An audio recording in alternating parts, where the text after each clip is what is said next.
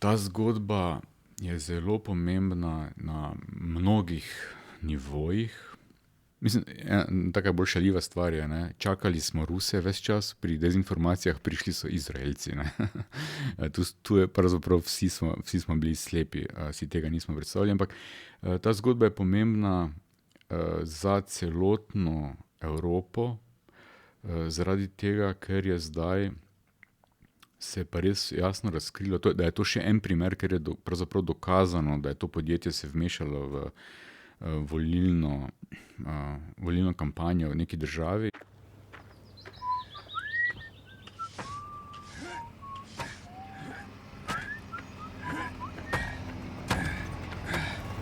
Marička.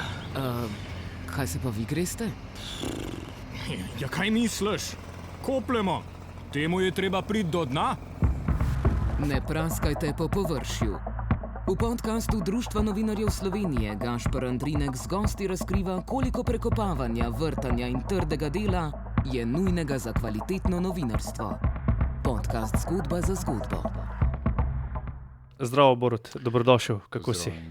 Pa vredo, no. Gre, glej, hvala ti. Pa, tudi gre, ja. Okay. To je podcast Zgodba za zgodbo, podcast Društva novinarjev Slovenije o odmevnih novinarskih zgodbah, ki so nas tako ali drugače zaznamovale, odpirale vprašanja, poskušale najti odgovore ter razkrivale nepravilnosti in krivice, informirale, izobraževale. Jaz sem Gašper Andrinek, moj gost je Borut Mekina, novinar Mladine. Podcast Zgodba za zgodbo izhaja vsak zadnji ponedeljek v mesecu. Borut Mekina, slovensko zdravstvo spremljaš že kar nekaj časa. Pred kratkim, konec februarja, pa si napisal zelo poglobljen raziskovalni članek z naslovom Iluzija čakalnih vrst. Ampak izpostavljena, zelo odmevna, pa je bila tudi zgodba o izraelski zasebni obveščevalni agenciji. Izpostavljena in odmevna je mogoče celo premalo, če tako rečem. V resnici je ta zgodba postala osrednja tema predvolilne kampanje v njenih zadnjih dneh. Da, v zadnjem tednu, v izdihu. Tako je. A te moti, če te prekinjam ves čas? Ne, v bistvu je čisto v redu, se moramo pogovarjati. Še preden pa se lotiva zgodbe za to zgodbo, lahko morda samo na kratko poveš, morda malce obnoviš, o čem točno je šla ta zgodba, ta izraelski obveščevalci. Ja, zgodba je šla o tem, da smo pravzaprav razkrili, kaj se skriva za temi posnetki, ki so se začeli pojavljati pred volitvami. To je bistvo, ne? Razkrili smo pravzaprav celotno strukturo, ki je precej jasno. Precej jasno smo razkrili. Zdaj, če bralci, oziroma, poslušalci tega ne vedo, ne? Bili so posnetki, ki so se začeli pojavljati, ki bi ne razkrivali korupcijo. Potem smo bili v javnosti histerični, iz posnetka v posnetek bolj, kaj se dogaja, in nobenemu ni bilo jasno točno, kaj se dogaja, špekulacije je bilo ogromno in tako naprej. In potem po tej zadevi, ko smo pravzaprav odkrili, katero podjetje je za tem, podjetje se imenuje Black Cube, je pravzaprav to bila, je to bilo razsvetljenje. To zgodbo je Mladina lansirala skupaj s civilno družbo, Inštitutom 8. marec, in danes je nov dan. Zakaj ste se tako odločili? Prvič zato, ker je 8. marec pri tem sodeloval v smislu, da je že predtem opozarjal na Izraelce. Namreč Nika, ima 8. marec in tako naprej. Nika Kovač, ja, ona je, ko so se ti posnetki pojavili, je pravzaprav ona ugotovila, da je to nekaj, kar je že videla v preteklosti. Njeni kolegi, ne vem, mislim, da iz Južne Amerike so bili žrtve tega.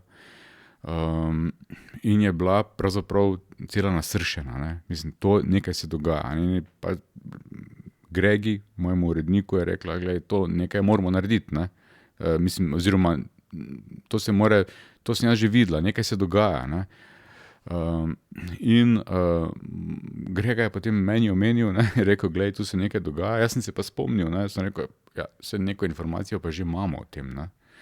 Ampak Namreč do Mladine je prišel en vir, en občan, navaden občan, ki je opozoril na nek dogodek, in sicer, da je on zaznal, da se je Janez Janša dobil z nekimi Izraelci. Ne?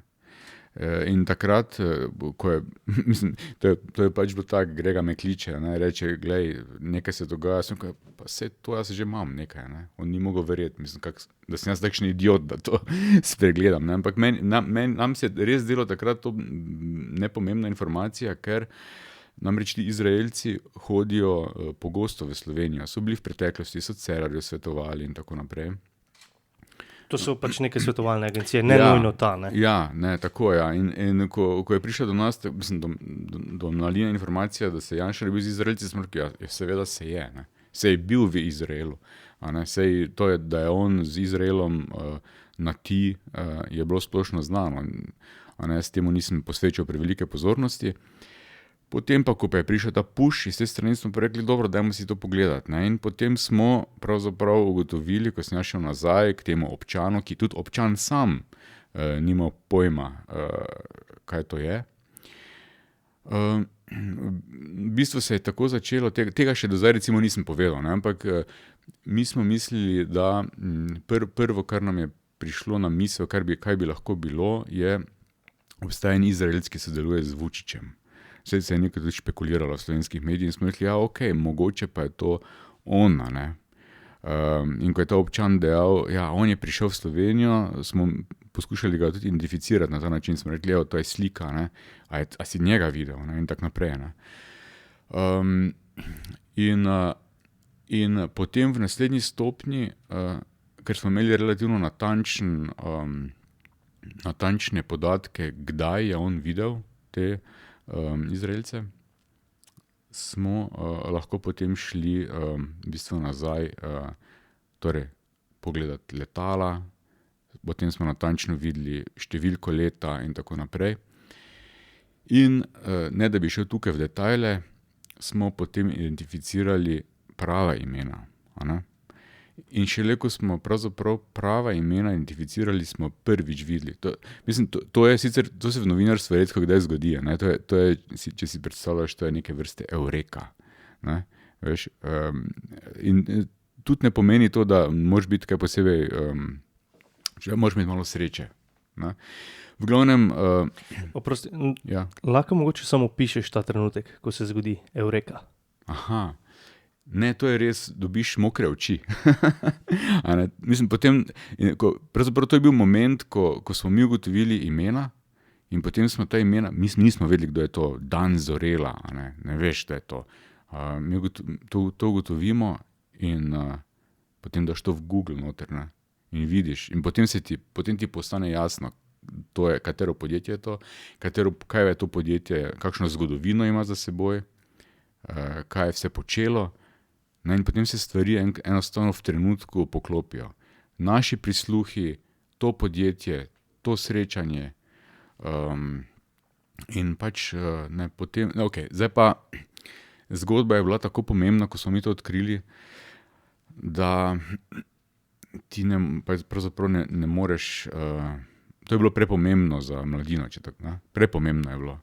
Zato smo, in tudi 8. marec je pri tem svoje naredil in smo še angažirali, danes je nov dan, Filipa,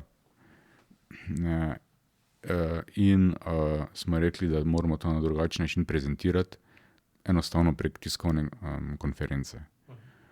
Tako da pač to je bilo, ne. Tako je potem do tega prišlo, ne. Potem so me tudi ljudje vprašanja glede tega so, recimo taka tipična, lahko bi jih tudi ti zdaj vprašal, a je to novinarstvo, ali je to aktivizem, a ne. To je bilo moje naslednje vprašanje. Te zanima? Ja, seveda me zanima. Ja, moj odgovor potem je, da novinarstvo samo po sebi mora biti aktivizem. Torej, jaz mislim, da je tudi v našem prostoru se je napačno razširila ta ideja, da je novinarstvo neko samo objektivno predstava dejstev. Ker če to delaš, te lahko okrog prinesejo. Namreč objektivno, to je že večkrat bilo ponovljeno, če ti pristaneš na to, da si kot novinar samo kako bi rekel, neke vrste umetna inteligenca, ki samo naprej pošilja dražljaje, ki jih dobiva. Temu se reče uravnoteženje. Ne? Potem imaš fašista, to je čisto, če grobo reče, imaš fašista, o katerega stališče moraš sporočati in potem ga uravnotežiti z antifašistom, ne? Tako da je na koncu tvoje sporočilo nekaj vmes. Ne? Torej, pravilni odgovor je polfašizem. Ne?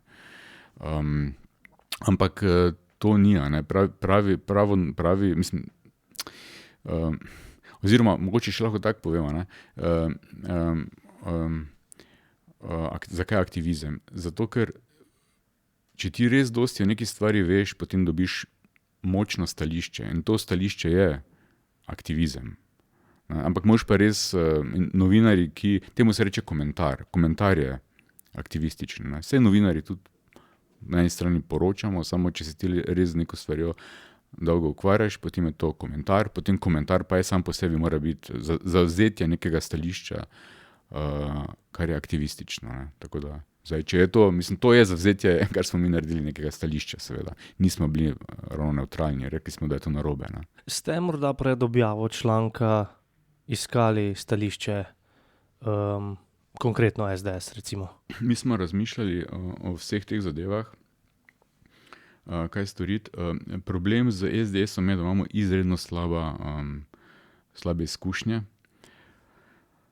Vsaj recimo iz osebnih izkušenj lahko povem, da če jaz postavim vprašanje SDS-u, se bo to prvo pojavilo moje vprašanje na Novi 24.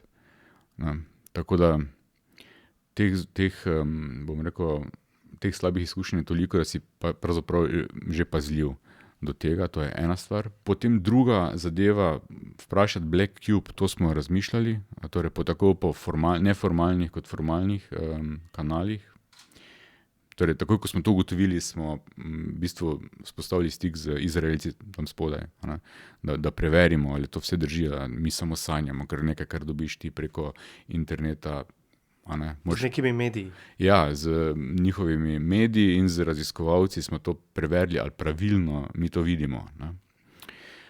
In oni so imeli možnost, da neformalno preverijo vse to, ampak se nismo odločili za to, ker je bilo že jasno iz preteklih zgodb, da Black Cube ne deluje tako.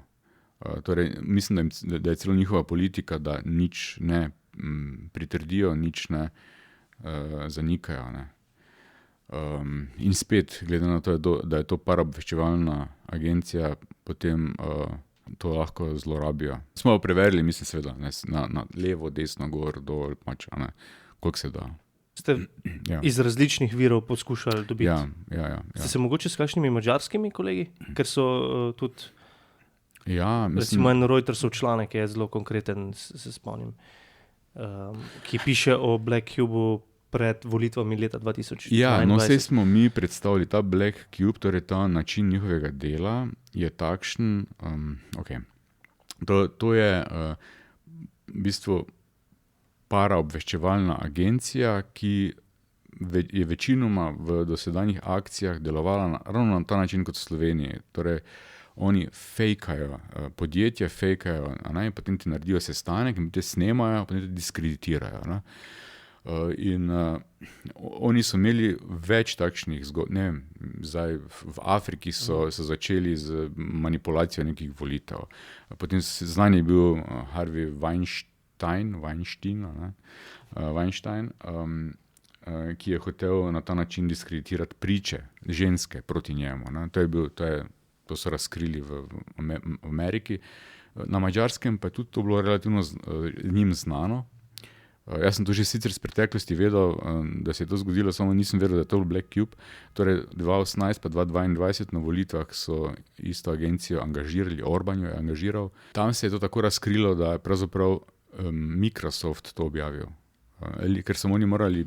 LinkedIn je dal, potrdil je. Ja, tako da, mislim, jaz sodelujem Mladina sodeluje na Madžarskem z revijo, ki se reče Mađar Naranč. V bistvu je podobna zgodba kot Mladina. Orban je nekoč pisal za Mađar Naranč, tako kot je Janša za Mladino. In zdaj so oboji smo ugotovili, da to ni to. Tako da jaz sem z njimi govoril, da smo preverili to, ampak sej potem kasneje smo videli, da je to vse objavljeno na nekih drugih njihovih medijih. Ja, smo. Omenjaš nekaj tujih medijev, s katerimi ste sodelovali recimo pri tej zgodbi. Ste razmišljali, ker si prej rekel, da je na nek način bila ta zgodba morda celo prevelika za mladino samo. Ste razmišljali, da bi se morda s kakšnim drugim medijem v Sloveniji povezali pri tej zgodbi? Mi smo razmišljali v resnici v tej smeri, da mi novinarji imamo eno slabo lastnost v Sloveniji, da smo včasih favš drugemu. Ne? In potem je bil razmislek, mislim, to se je nam na Mladini večkrat zgodilo, da včasih objavimo kakšno pomembno stvar, pa nas drugi tega ne ponovijo, oziroma ne ponovijo, niti ne poobjavijo, niti ne grejo po tej sledi, zaradi tega, ker ne želijo. Ne? Pač nočeš delati kao drugemu reklame ali karkoli. Zaradi tega recimo nismo šli z drugim medijem. Ali pa smo rajši šli oziroma itak je bila ta povezava z 8. marcem, ker so oni pač zelo dobri pri organizaciji teh dogodkov. V tujini, kolikor vem, je itak že gre trend v tej smeri, da medijska podjetja imajo 1/3 novinarjev pa 1/3 tiktokarjev, da dejansko promovirajo to, kar so novinarji razkrili. Tako da njihova funkcija je bila drugačna od medija. Ok, nazaj k članku, mogoče k zgodbi, neki zgodbi za zgodbo, se si že kar veliko povedal, ampak kako v resnici nastaja tak članek? Kako nastaja ta preiskava? Ne vem, koliko je to nekih ur raziskovanja, pisanja, kaj vse se mora narediti? Ja, ta izraelski, bom rekel, je nastal zelo hitro. To je bilo vse jasno, ampak se pravim, to je bila eureka, to je bila sreča, to je nastalo praktično v enem dnevu. Ne? Oziroma, zdaj odvisno, kako gledaš. Do tega je prišlo relativno hitro, imelo je neko predigro in tako naprej. Tudi, da so potem naše službe, Sova in tako naprej in policija, pravzaprav, jaz sem sam bil presenečen, da so v tako kratkem času zmogli priti do vseh drugih detajlov, do katerih mi nismo. Tako da so se tudi oni angažirali. So vas kaj kontaktirali? Ne. Mislim, jaz sem bil na policiji. Aha, si bil? Ja, seveda, ja. Pač tam poveš, kar moraš. Mislim, so te uradno povabili? Ja. Mi smo se že predtem ukvarjali s podobnimi primeri, zato veš, kje dobiti podatke. Me bilo v preteklosti, smo pisali že o kakšnih letih letal. Recimo, enkrat je Janša priletel, pa ni mogel računa takoj pokazati, kdo mu je plačal letalo iz Grčije. Vemo, kako se te zgodbe lotiti. Ko dobiš takšno zgodbo in se lotevaš nekih takšnih zgodb, ki imajo neke predznake obveščevalcev, v nekem podzemlju, skoraj se pogovarjaš o nekih agencijah. Kako v bistvu komuniciraš konec koncev? Uporabljaš varno komunikacijo ali se greš staro šolo in se dobivaš na samem? Ja, torej mi smo si tudi vsi preverili telefone in nismo okuženi s Pegasusom. To je bila prva misel, ker ta agencija tudi tesno sodeluje z ta Black Cube, z tisto drugo sestrsko izraelsko firmo, ki dela Pegasus. In oni so že vdrli novinarjem in so jih potem... Pegasus je oprema, ker ti lahko okužiš telefon, brez da bi karkoli kliknil. Recimo, če uporabijo oni Pegasus, lahko uporabljaš iPhone. Recimo, on dovoli, da ti pošljajo SMS ali pa WhatsApp sporočilo in je praktično tvoj telefon že okužen. Ne rabiš nič klikniti. Pa lahko to preveriš, če nisi okužen. No, in v tem primeru oni dobijo kontrolo nad celim tvojim telefonom, to pomeni, da lahko snemajo in poslušajo mikrofon tudi. ampak to se da preveriti na malo bolj kompliciran način. Obstajajo sicer neki programi, ki bi sam to delal. Ti moraš iz telefona dobiti celotno analitiko, to je nek 200 megabajtni file, in potem to lahko ali se s svojim lastnim orodjem preveriš, ali pa mi smo poslali v nevladni organizaciji, ki je to pregledala, pa je potem ugotovila, da je vse okej. Drugače pa nisem paranoičen, pa tudi nimam nekih izkušenj takšnih slabih, da bi karkoli bilo. Drugače pa seveda signal že se je v Sloveniji uveljavil, ampak ne, mislim, drugače se mi zdi, da je to, vse to je malo pretirano, ne? Tudi ta strah. Se pravi, te ni bilo strah zaradi te zgodbe? Mislim, v začetku je bilo malo strahu, ne vem, smo tudi druge telefone začeli uporabljati, nisi točno vedel, kje si. Mislim, predvsem ti Izraelci s katerimi smo sodelovali, so nas na to opozorili. Tudi so nam razložili, kakšno je pravilno obnašanje v tem trenutku, katere nastavitve je treba vklopiti v telefonih. Ne. Recimo, mi smo zdaj uporabili iPhone ima eno funkcijo, ki zaklene to možnost, ampak potem telefon na pol deluje. Ne. Tako da mi smo potem zadnjih par dni smo delovali s telefoni, ki so bili malo invalidni, ne. Ravno zato, da bi bili zaščiteni. Kaj pa fizična varnost? Mislim... Ja, torej, tu je bolj šlo na Niko, zato ker ona se je bolj izpostavila v javnosti. Ona je bila se je šla na policijo, dala prijavo. Zdaj točno bi to mogel njo vprašati,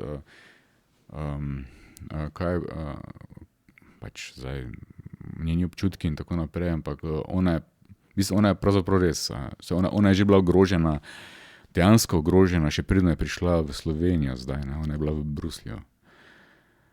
Tako da to je bolj ona, jaz nisem... Ti se nisi, mislim, kot novinar, kot pisec teh tekstov? Ne, mislim, jaz tudi na teh socialnih omrežjih ne jemljem tega tako resno, vseh teh psovk in vsega tega. Ampak dobivaš grožnje? Ja, tudi ja.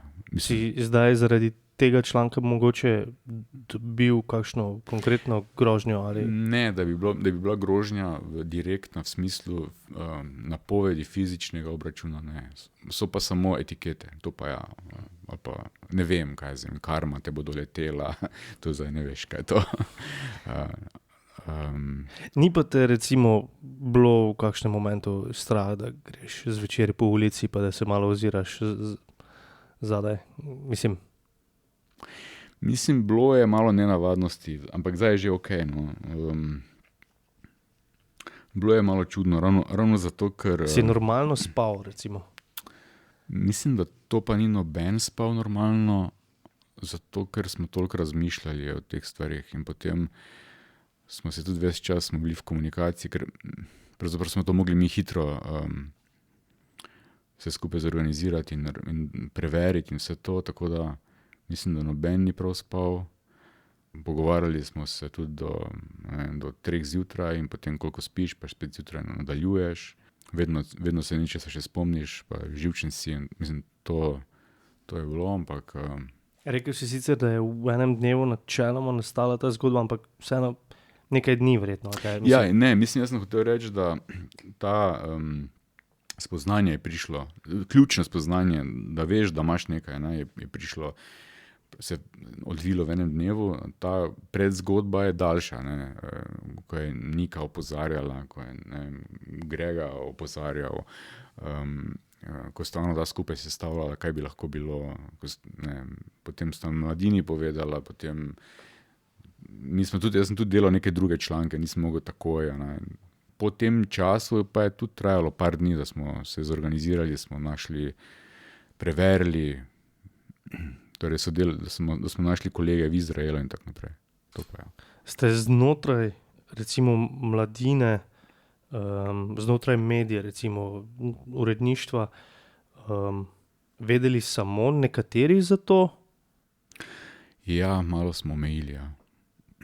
Ja, ker nismo želeli, ker se mi zdi, da bi se to kar hitro lahko razširilo. Mislim, hoteli smo tudi, da pride celovita informacija ven. Če bi začeli to preveč razmišljati, potem so samo Izraelci, ne veš, kaj za je to. Ne. Moraš ugotoviti, kdo, kateri, zakaj. Si naletel na kakšne etične dileme? Mislim, pri vseh člankih je etična dilema vedno, da razmišljaš, ali je to res, kar ta slika, ki si jo ustvariš, ali je resnična. Ali nisi morda tukaj malce svalil. Ne? Si se spraševal to? Ja, čeprav tukaj je bilo precej jasno. No. Pri drugih zadevah mogoče tega več, tukaj je bilo kar jasno. Ampak tukaj imaš ves čas v mislih, da je to, ni to. Pri tej zadevi je bilo, se mi zdi, še najmanj teh nekih, mislim, zelo malo je bilo pomislekov, no, ker se je kar vse skupaj, se je potem iz ure v uro kvečjemu potrjevalo z novimi informacijami. Zakaj je ta zgodba pomembna? Ta zgodba je zelo pomembna na mnogih nivojih. Mislim, taka bolj šaljiva stvar je, ne? Čakali smo Ruse ves čas, pri dezinformacijah prišli so Izraelci. Ne? Tu je pravzaprav vsi smo bili slepi, si tega nismo predstavljali, ampak ta zgodba je pomembna za celotno Evropo, zaradi tega, ker je zdaj se pa res jasno razkrilo, da je to še en primer, ker je pravzaprav dokazano, da je to podjetje se vmešalo v volilno kampanjo v neki državi in pri Madžarski si še lahko rekel, ja, to je bil morda samo en primer, zdaj pa je to že recimo v Evropi je to drug primer, potem mislim, da v Belgiji je bilo sicer na zdravstvenem področju nekaj. Pa Romunija, ne?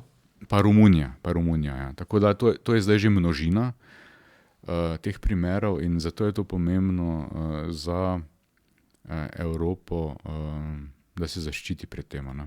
Pa tudi seveda pomembno je za Slovenijo, da se vidi, da ljudje vidijo pri teh napadih, kaj se lahko zgodi. Mi nismo imeli teh izkušenj. Recimo na Madžarskem se ob tem trenutku isto jim dogaja. Ali smo zdaj govorili, se ne spomnim, ali smo govorili, ali smo brali, ker spet kličejo, mislim, da novinarje, neke investicijske družbe in se hoče z njimi dobiti, ampak na Madžarskem to že vedo in sploh ne grejo na take sestanke. Oni se že znajo samozaščitniško obnašati. Tu v Sloveniji še nimamo. Torej, iz tega vidika recimo je to za nas pomembno. Ne? Mislim pa tudi iz širše političnega seveda. Ne? To, da so v SDS-u bili pripravljeni iti tako daleč, to potem tudi pove nekaj o njihovih metodah in njihovi stranki in njihovi politiki. Ne? Metode niso ločene od ciljev, ki jih hočeš doseči. Tako da na mnogoterih nivojih, se mi zdi. Ste si predstavljali, da bo ta zgodba tako velika? Mi smo vedeli, da je zgodba velika, ampak nismo pa točno vedeli, ali bodo tudi drugi to dojeli. To je bilo vprašljivo. Ne? Pa ni bilo tudi toliko časa, da bi zdaj razlagali preveč dolgo. Ker namreč pomembno seveda je, da se je to razkrilo pred volitvami. Zato, ker da so imeli tudi volivci jasne informacije, kaj se jim dogaja. Da se lahko potem odločajo pravilno, da niso v megli. Kakšne posledice je ta zgodba pustila tebi? Dobro, jaz ne bi tu bil preveč dramatičen. Jaz mislim, da gremo pač naprej k drugim zgodbam. Jaz sem v novinarstvu že 30 let, so bile druge zgodbe v preteklosti. Pač novinar mora pustiti stvari, ne smete preveč to prijeti, neka taka stvar. Ti moraš iti naprej nekam drugam. Ne smeš zdaj se v neki stvari jo preveč posvojiti. Kako si pa gledal morda na te odzive, ki so pozivali k temu oziroma spraševali, zakaj se ne ukvarja novinarstvo z vsebino prisluhov, ampak s tem, kdo jih je odkril. To je bilo kar nekaj očitkov, ne? Predvsem strani recimo političnih opcij, recimo opozicije, če tako rečem takrat, ne? Ja, mislim, danes je jasno, da so oni na limance peljali pač te ljudi, ki so jih prikrito snemali. In seveda je bil njihov interes v tem, da potem poudarjajo to, kar je bilo tam izrečeno. Tako da jaz sem to razumel pač v funkciji nadaljevanja te njihove kampanje, ki je bila drago plačana in načrtno narejena. Odgovor, ki se vedno mora v takšni situaciji dati, je, če je bilo tam kaj izrečenega, bojo že policisti odkrili. Ne? Imamo ničelno toleranco do korupcije. Ja, oni so dali verjetno 1 milijon evrov, da so našli zdaj v tej koruptivni preiskavi kaj. Ne vem, tisto, kar se pogovarjamo.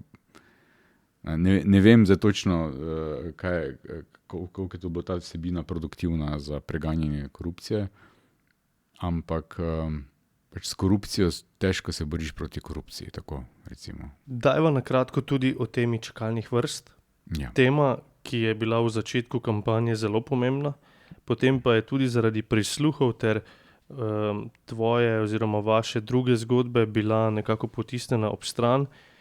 Ima pa glede te teme zate vprašanje Urška iz Društva študentov novinarstva Face. Vaš članek Iluzija čakalnih vrst temelji na analizi podatkov in tako za bralca kot za novinarja zahteva razumevanje teh podatkov, sistema in konteksta.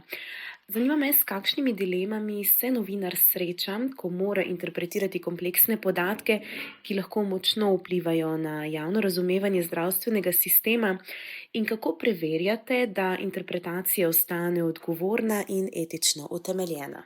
Z zdravstvom se jaz ukvarjam že več let. Pri pisanju člankov o zdravstvu gre nakladanje zidakov enega na drugega. Torej, kot novinar greš skozi več faz. Če ti pišeš o neki stvari več let, potem imaš za seboj že neko daljšo raziskovalno znanje in veš, da to je bilo vprašanje, kako interpretirati podatke. Ti podatki ne padajo iz zraka, ampak točno veš, od kod padejo in zakaj, in ker si že v preteklosti nekaj takšnega recimo iskal. Ta članek, o katerem je tu vprašanje, iluzija čakalnih dob, je vprašanje recimo, s katerim smo se že večkrat ukvarjali. Kriza v zdravstvu je bila in recimo na Mladini smo že po mojem 6 let, 7 let nazaj pisali smo poskušali na drugačen način predstaviti stvar ljudem. Recimo naslov smo dali zdravstveni paradoks. Hoteli smo pa opozoriti na nekaj drugega, in sicer mi vsi radi o zdravstvu zelo dramatično, vsi se radi pritožujemo. Ne? Vsi se radi pritožujemo, kako je vse slabo, nikoli nisi zadovoljen, če te nekaj boli, moraš tisto sekundo dobiti obravnavo, čakalne dobe so vedno dolge, vedno je problem. Ampak mi smo potem pravzaprav opozorili ali pa ugotovili, da čakalne dobe so, ali pa zdravstvo ima nek paradoks, da če se zdravstvo razvija, če je zdravstvo dobro, nastajajo čakalne dobe. Recimo v začetku smo, in to so zdravniki sami pravzaprav opozorili, saj nismo mi to našli, ampak mi smo jih pokazali. Recimo to je en primer raka na prostati. V preteklosti raka na prostati pravzaprav ni bilo čakalnih dob, ker ni bilo metode, s katero ti najdeš raka na prostati. Ko so našli te krvne teste, ko so jih začeli uporabljati, pa so naenkrat odkrili ogromno raka na prostati, in seveda so se potem čakalne dobe ogromno povečale. In to je bil en takšen prvi primer, vsaj nam zdaj, tukaj, tudi novinarjev, da pravzaprav ugotoviš, da neke čakalne dobe, ki se pojavijo, so pravzaprav posledica ne samo tudi staranja prebivalstva, ampak napredka v medicini.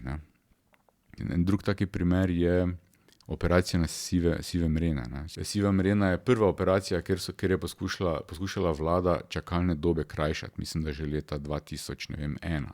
In, mi smo leta 2000 naredili 6000 operacij sive mrene, danes jih naredimo že 25 000 in pravzaprav kaj smo storili, nič, čakalne dobe so še vedno dolge, zdravnikov še vedno primanjkuje, ampak potem se vprašaš, zakaj?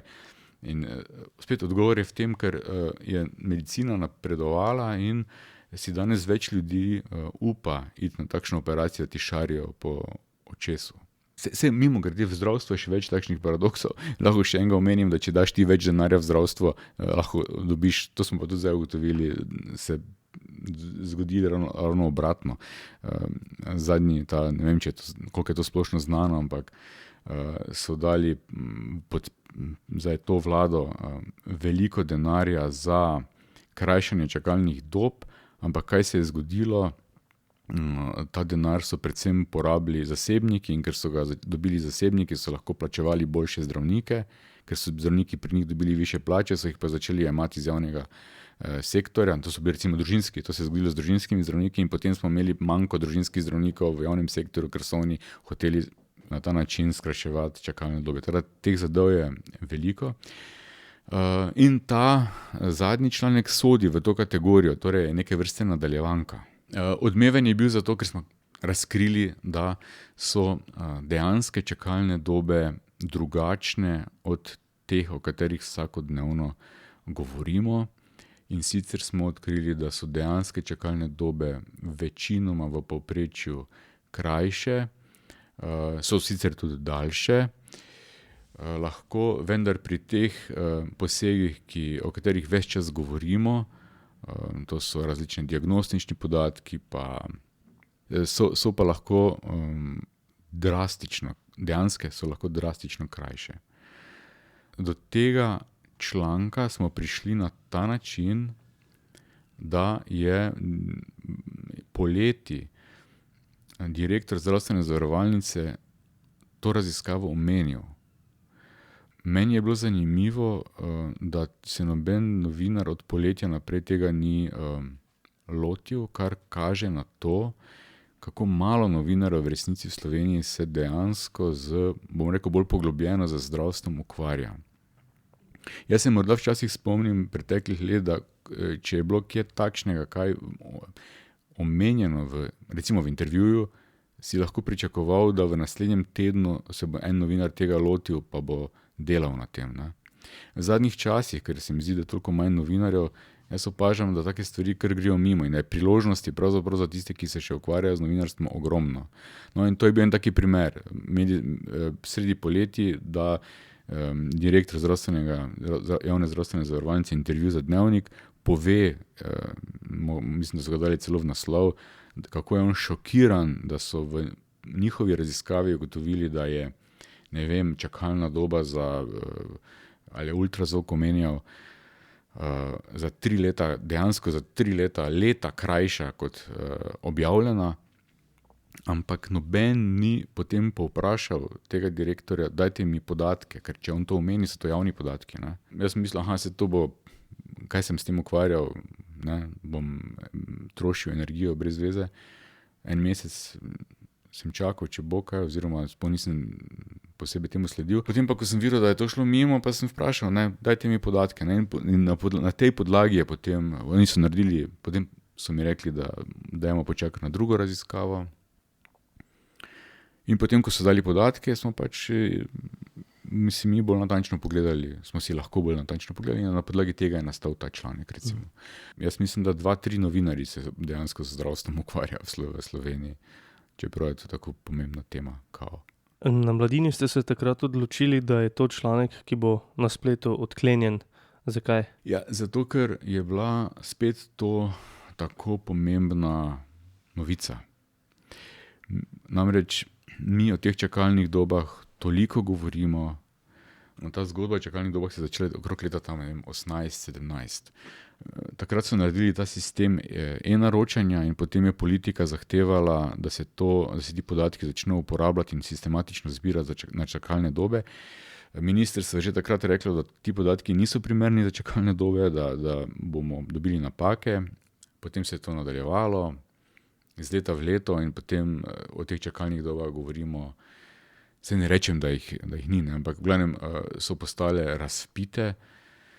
Resno, zanimivo je že, kar nam je, mislim, da v tej isti številki direktor UKC Ljubljana povedal, česar se tudi ne zavedamo, da mislim, da 80% njihovih resursov in 80% UKC-ja in njihovih storitev je sploh mimo čakalnih dob. Čakalne dobe so pravzaprav na storitvah, ki niso življenjsko nujne, ne? Zato so čakalne dobe. Kako malo se recimo UKC s tem ukvarja. No, v glavnem, ker smo bili že v Sloveniji popolnoma obsedeni s temi čakalnimi domami, se nam zdelo pomembno, da predstavimo zdaj s temi podatki, da je treba biti pri tem rezerviran. Zato smo to odklenili.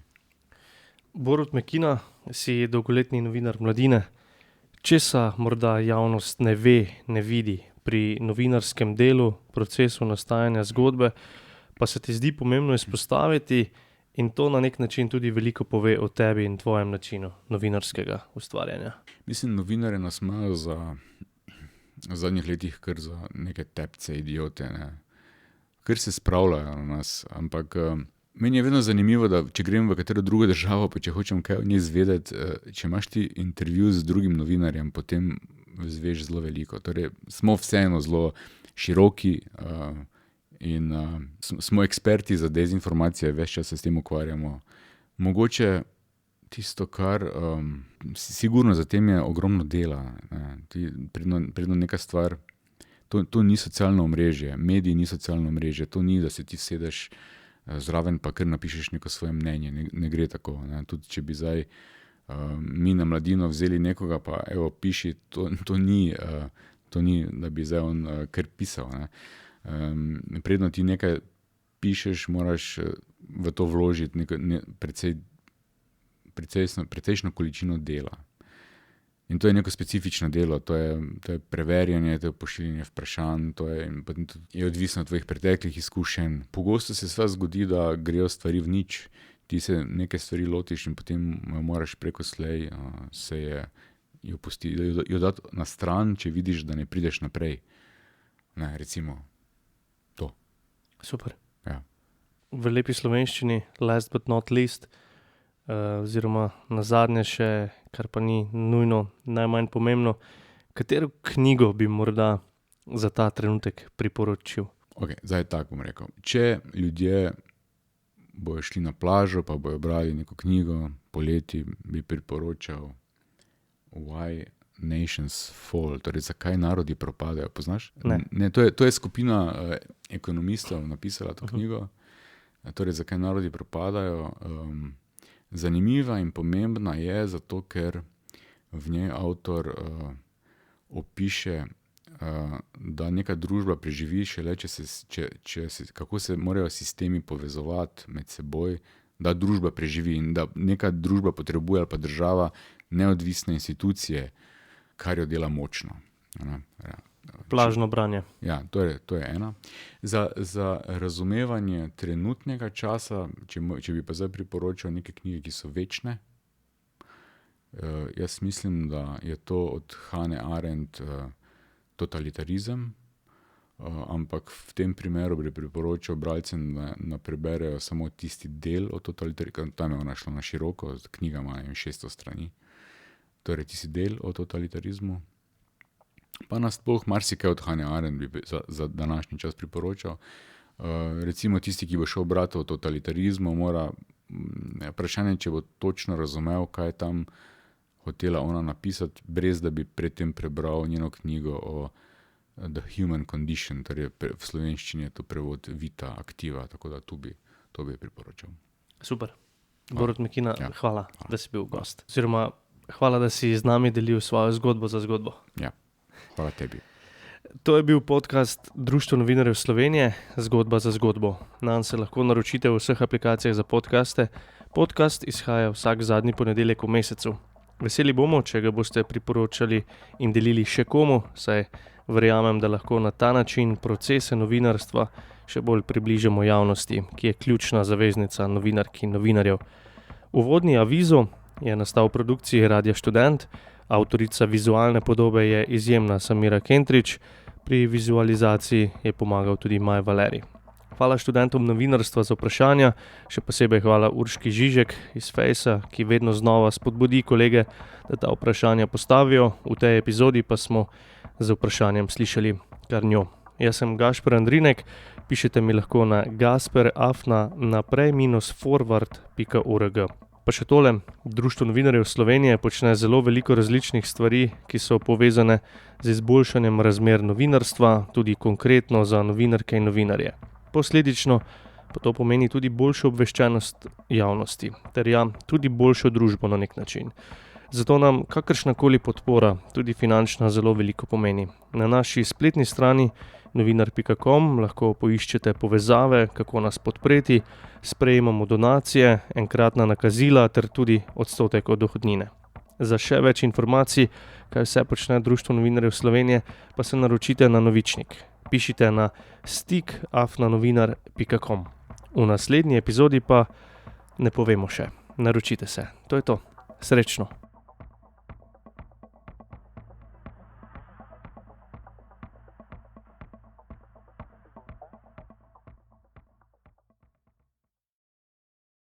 Za čisti konec pa samo še tole. Ta projekt je financiran strani Evropske unije, izražena stališča in mnenja so zgolj stališča in mnenja avtorja ali avtorjev in ne odražajo nujno stališč in mnenj Evropske unije ali izvajalske agencije za izobraževanje in kulturo. Niti Evropska unija, niti izvajalska agencija za izobraževanje in kulturo ne moreta biti odgovorna zanje.